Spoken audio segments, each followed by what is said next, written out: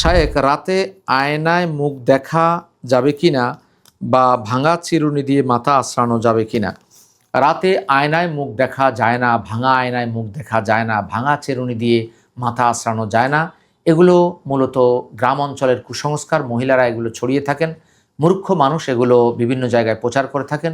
কোরআন সুন্নাহর কোনো বিধান এটি নয়। কেননা ভালো একটি আয়না ভেঙে সেটা হয়েছে, এখন আপনি সেটাতে মুখ দেখতে পারেন।